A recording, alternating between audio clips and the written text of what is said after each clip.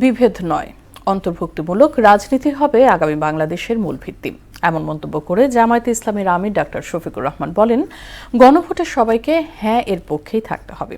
দুপুরে বগুড়ায় 10 দলের সমন্বয়ে আয়োজিত নির্বাচনী জনসভায় এ কথা বলেন তিনি। জামাত নেতৃত্বাধীন জোট ক্ষমতায় গেলে জাতীয় ঐক্যের ভিত্তিতে দেশ পরিচালনা করার কথাও জানান জামাত আমির। প্রতিনিধিদের তথ্যে আরও জানাচ্ছেন আফরিন পপি।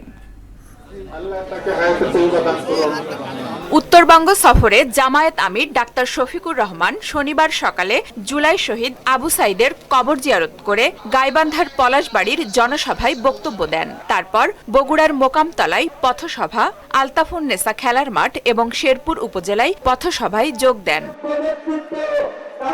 বগুড়ার আলতাফুন্নেসা মাঠে নির্বাচনী জনসভায় জামায়াত আমির ডাক্তার শফিকুর রহমান বগুড়া শহরকে সিটি কর্পোরেশন ঘোষণা, যমুনা নদীর ওপর দ্বিতীয় সেতু স্থাপন এবং শহীদ চান্দু স্টেডিয়ামকে পুনরায় চালু করার অঙ্গীকার করেন।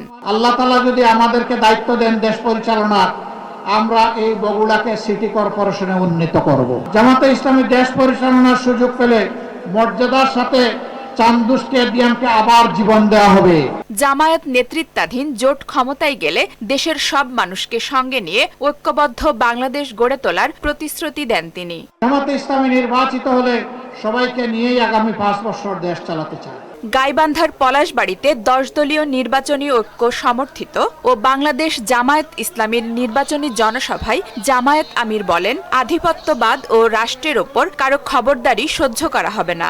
52 বছর যেই শাসন, যেই রাজনৈতিক ব্যবস্থা, যে বন্দোবস্ত দেশবাসীকে ফ্যাসিবাদ উপহার দিয়েছে, এই শাসনও আমরা আর দেখতে চাই না।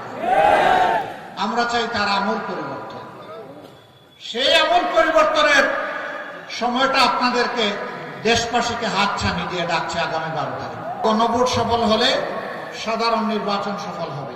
রংপুরের পীরগঞ্জে 24-এর গণ অভ্যুত্থানের প্রথম শহীদ আবু সাইদের কবর জিয়ারত শেষে শফিকুর রহমান বলেন, রাষ্ট্রের দায়িত্ব পেলে দেশে ন্যায় বিচার প্রতিষ্ঠা করা হবে। আমরা কথা দিচ্ছি, জীবন যাবে, অন্যায়ের কাছে মাথা নত করব। যেভাবে আবু সাইদরা বুক পেতে দিয়েছিল, দেশের জন্য ওইভাবে বুক পেতে দিতে রাজি আছি, কিন্তু দেশের 1 ইঞ্চি জমির সম্মান কারো কাছে বন্ধক রাখবো না। আফরিন পপি, মোহনা সংবাদ।